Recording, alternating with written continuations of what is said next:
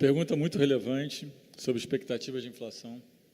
Na verdade, você tocou no ponto crucial que eu acho que até não foi tão endereçado, e a parte do colegiado que defendeu a diminuição de 50 para 25 discutiu bastante a importância de se responder com uma mudança de stance, ou seja, mudança na política, uma vez que a gente tinha aceitado, né, ou tinha reconhecido de forma unânime que a inflação estava desancorada, ou seja, você passou de uma reunião onde a gente dizia parcialmente ancorada para desancorada.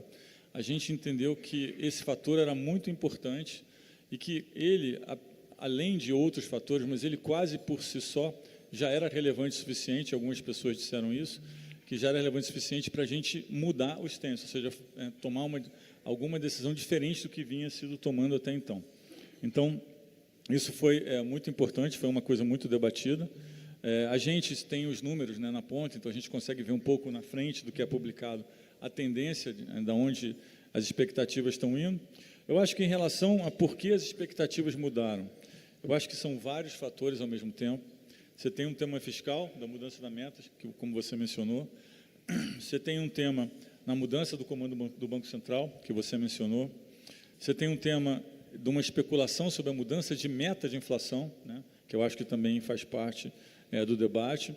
E isso estava um pouco também gerando, tinha uma incerteza aliada a isso, que era o fato do decreto não ter saído, né, o decreto da meta não ter saído. Tem um tema também do cenário externo, que você mencionou, e que a gente vê pelos gráficos que a gente teve uma volta, uma melhora do cenário externo, mas não melhorou ao ponto que ele estava anteriormente.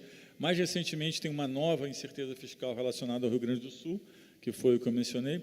Então, são vários temas.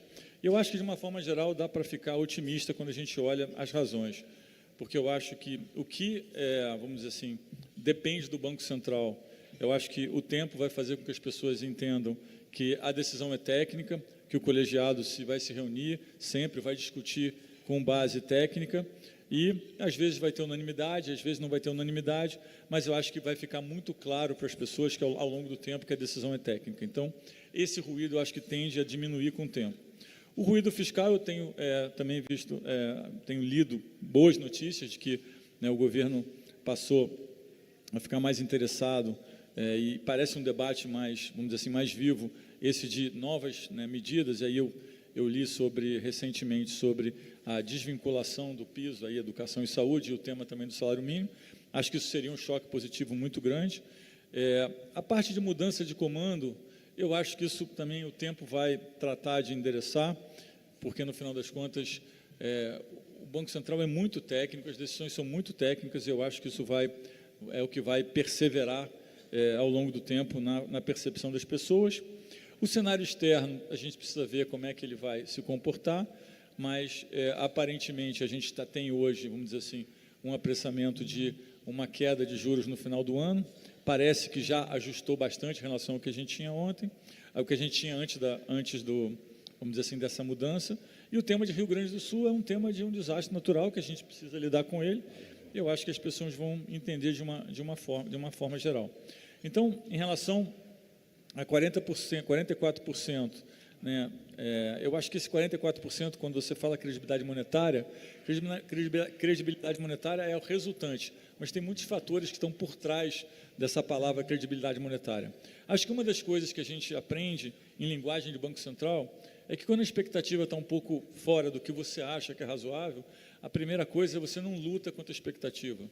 Você não tenta dizer que não acredita na expectativa, você aceita a notícia, olha, tem uma expectativa que é um pouco mais alta, como é que eu faço aqui nessa situação? A primeira coisa eu preciso explicar por que eu acho que a expectativa está um pouco diferente da minha.